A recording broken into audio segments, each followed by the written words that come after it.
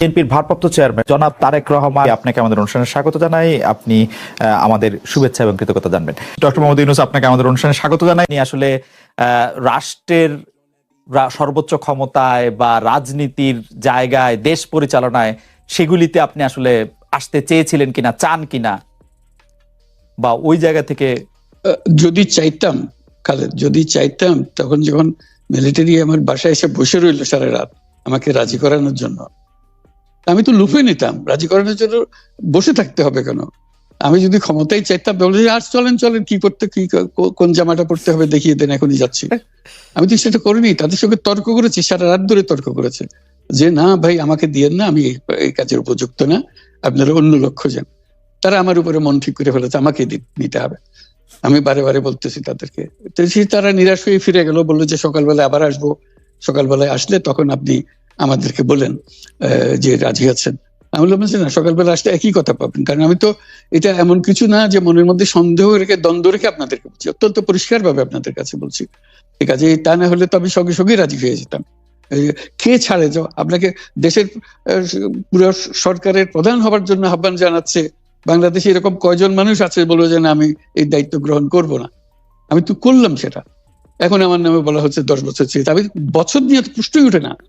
প্রশ্ন হচ্ছে আগামীকাল সকালবেলা আপনি শপথ গ্রহণ করবেন, এই কথা। আমি বললাম যে না, করবো না। তারপরে এরপরে তো কয় বছর, কয় কাণ্ড। আমি 10 বছর দিয়ে কি করবোটা কি? আমি 10 বছর দিয়ে, আমি তো বলছি আমি এই কাজের জন্য নই। দেশে আমার দেশ পরিচালনা করা আমার দায়িত্ব না, আমার কাজ না। আমি জানি না এটা কিভাবে করতে হয়। আমি যেটা জানি সেটা করি। Make sense.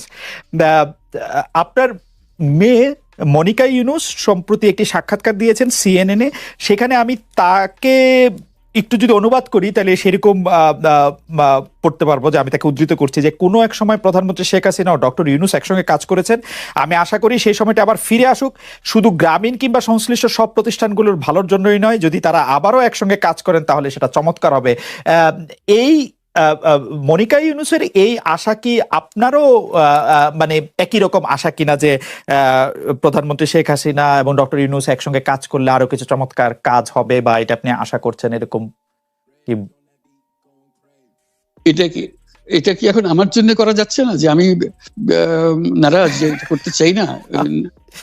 তুমি ভাবখানা এমন করছো যে আমি আপত্তি করছি, আমি কাজ করতে চাই না। আমাকে যে বললাম চোর বদমাইশ করে রেখেছে, সেখানে কাজ করার তো কথাই উঠছে না। আমার নাম উঠলেই ওনার রাগ উঠে যায়। আমাকে সুদখোর না বললে ওনার মন তৃপ্ত হয় না। আমাকে চুবিয়ে না ডুবালে, পদ্মা নদীতে আমাকে চুবিয়ে না ডুবালে ওনার মনে শান্তি আসে না। ঠিক আছে, আমি কি করে বলবো? ওনাকে বলতে তো হবে, ওনাকে যদি কিছু বলতে হয়। পদ্মা নদীর কথাটা যখন উঠলই, পদ্মা ব্রিজ সম্পর্কে যে কথাটা সরকারের উচ্চ মহল থেকে এটা বলা হয় যে আপনি আপনার ক্ষমতা ব্যবহার করে বা আপনার পরিচিতি ব্যবহার করে বা আপনার যে একটা সাংঘাতিক রকমের গ্রহণযোগ্যতা সারা দুনিয়াতে আছে, যেটি আসলে ওয়ার্ল্ড ব্যাংক সহ অন্য জায়গায় আছে, সেটি দিয়ে আসলে আপনি পদ্মা সেতুটা বাংলাদেশ যাতে ঋণ না পায় সেটির জন্য আপনি চেষ্টা করেছেন। এই ব্যাপারটা নিয়ে কি আপনি একটু কিছু বলবেন, যে এটা আপনার বিরুদ্ধে একটা অভিযোগ? কি বলবো, এটা বলো, এটা হাস্যকর একটা কথা। মুখ থেকে বলে ফেললো চোর ডাকাতের মতো, এটাও আরেকটা বলে ফেললো, এটাই সত্য হয়ে গেল। আমরা যে বারে বারে বিবৃতি দিলাম তখন এটা প্রশ্নই উঠে না। আমরা বাংলাদেশের নাগরিক হিসেবে আমরা গৌরবান্বিত যে এই পদ্মা সেতুর উপরে আমরা একটা সেতু বানাতে পারবো, এটার জন্য আমরা সবাই চাই। কাজে এটা তো বিরোধিতা করার তো প্রশ্নই উঠে না। কেন বিরোধিতা করবো? দেশে যে একটা বড় রকমের ঘটনা ঘটতে যাচ্ছে, সেটা তো আমরা সবাই সমর্থন করেছি। বলেই চললেন। এখন একজনে বলতে থাকলে তো আমার করার কিছু তো নাই। উনি এত শক্তিধর যে এখানে আমার কথা তো কিছুই থাকে না। ওনার সরকারের যাবতীয় প্রচার যন্ত্র ওনার হাতে। আমার তো আমার গলার যত তীক্ষ্ণ। আপনি তো কথা বলেন না, বললে তো নিশ্চয়ই আপনার সাথে না। একটি প্রশ্ন আসছে যে পদ্মা সেতুর যখন উদ্বোধন করা হবে তখন কি আপনাকে নিমন্ত্রণ জানানো হয়েছিল? যে মানে রাষ্ট্রের পক্ষ থেকে এরকম বলা হয়েছিল যে আপনাকেও নিমন্ত্রণ জানানো হবে, বা আপনি মনে আছে কিনা? মনে পড়ে না এরকম করছে। আচ্ছা, গ্রামীণ ব্যাংকের আপনি যখন মানে গ্রামীণ টেলিকমটা আপনি প্রতিষ্ঠা করেন, সেই সময়ে গ্রামীণ টেলিকমের সাথে গ্রামীণ ব্যাংকের সম্পর্কের যে বিধিমালা, সেই বিধি কি আপনি যখন চলে এসেছেন গ্রামীণ ব্যাংক থেকে সেটি পরিবর্তন করা হয়েছিল? তো সেই পরিবর্তনটি মানে পরিবর্তনটির জায়গাটা যদি আমাদের একটু পরিষ্কার করতেন। পরিবর্তন ছিল যে আগে এটা নমিনেট করতে পারতো গ্রামীণ ব্যাংক, চেয়ারম্যান পদের জন্য একজন লোক নমিনেট করতে পারতো। আমরা যেহেতু গ্রামীণ ব্যাংক থেকে আমাদেরকে সরিয়ে দেওয়া হয়েছে, তখন আমরা মনে করলাম যে এটা রাখার আর দরকার নাই। গ্রামীণ টেলিকম থেকে সেই পদটা আমরা পরিষ্কার করে দিয়েছি যে এখন এটা আর দরকার নাই। এইটুকুই পরিবর্তন হয়েছে। এটা ন্যায়সঙ্গতভাবে পরিবর্তন করার ধারা অনুযায়ী যা যা করতে হয় সেটা করা হয়েছে। এতে তার ইচ্ছা বা তার কর্তব্য, তার করণীয় যে অবজেক্টিভস আছে, কোথাও পরিবর্তন হয় নাই। এই ক্ষেত্রে আমাদের এই বিষয়ে আর কি এইটাই আমাদের আরেকটা প্রশ্ন, সেটা হচ্ছে যে গ্রামীণ টেলিকম কি গ্রামীণ ফোন থেকে প্রায় 37% লভ্যাংশ পায়, যে এবং যদি পায় 34% লভ্যাংশ পায়, সেই 34% লভ্যাংশের যে টাকাটা, সেই টাকাটা কোথায় বা কি উদ্দেশ্যে ব্যয় করা হয়? সেই সামাজিক ব্যবসায় যেটি আসলে আপনার প্যাটেন্ট করা সোশ্যাল বিজনেস, সেটির কাঠামোটা আসলে কি বা সেটি কিভাবে আপনি করেন? সামাজিক ব্যবসা হলো এমন একটা নতুন ধরনের ব্যবসার চিন্তা, যেটা আমরা প্রমোট করছি, আমরা নিজেরা প্র্যাকটিস করছি। যেটা ব্যবসা মানে হলো মুনাফা করা, ব্যক্তিগত মুনাফা করা, এবং তার লক্ষ্য হলো সর্বোচ্চ মুনাফা করা। এটি হলো ইকোনমিক্স এর নিয়ম, যে সর্বোচ্চ মুনাফা যদি করি সবকিছু ঠিকঠাক মতো চলবে। আমরা বললাম যে এটা ভুল জিনিস, যে সর্বোচ্চ মুনাফার মধ্যে দিয়ে মানুষকে এক রকমের নেশাগ্রস্ত করেছে।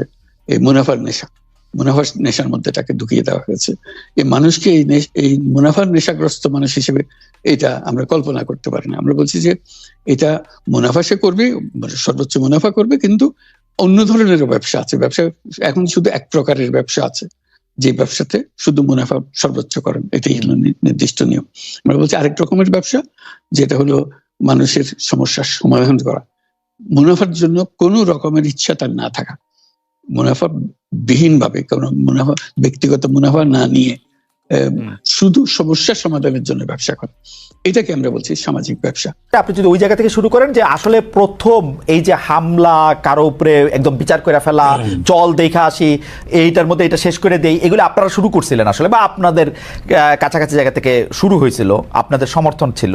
এখন কি এটা একটু আয়ত্তের বাইরে চলে গেছে কিনা? মানে সারা বিশ্বের কাছে যখন একটা বিনিয়োগ বোর্ডের একটা মিটিং হচ্ছে, তখন আমরা এটা কি প্রমাণ করলাম? ইসরায়েলের বিরুদ্ধে আমাদের প্রতিবাদ জানাতে গিয়ে জুতার দোকানের জুতা লুট করে নিয়ে আসা। যত দ্রুত আমরা গণতান্ত্রিক প্রক্রিয়ার মাধ্যমে একটি নির্বাচিত সরকারের হাতে দায়িত্ব দিতে পারবো, তত দ্রুত আমরা দেশকে আরো ধ্বংস হয়ে যাওয়া থেকে রক্ষা করতে সক্ষম হব। যারা সংস্কার করছেন, প্রতিনিয়ত সংস্কারের কথা বলছেন, সেই সময় এই মানুষগুলোর মুখে সেই স্বৈরাচারের বিরুদ্ধে সাহস করে দাঁড়িয়ে কোনো সংস্কারের কথা আমরা বলতে শুনিনি। তখন কিন্তু শুধু বিএনপি বলেছিল, বিএনপির নেতাকর্মীরাই বলেছিল সংস্কারের কথা। ৩০ দফা নামক আমরা ৩১টি দফা দেশের মানুষের সামনে উপস্থাপন করেছি। আমরা মনে করি, বিএনপি বাংলাদেশ জাতীয়তাবাদী দল মনে করে যে এই ৩১টা বিষয় আমাদেরকে অ্যাড্রেস করা উচিত। অর্থাৎ আগামী দিনে যদি আমরা ইনশাল্লাহ আল্লাহর রহমতে দেশের মানুষের সমর্থনে সরকার গঠন করতে সক্ষম হই, তাহলে আমরা এই ৩১টি বিষয়ের প্রতি মনোযোগ দিব। এবং আমরা বিশ্বাস করি এই ৩১টি বিষয় যদি আমরা কাজ শুরু করতে পারি, তাহলে দেশের মানুষের অবস্থা এবং দেশের অবস্থা কিছুটা হলেও আমরা ভালো করতে পারবো, বেটার করতে পারবো।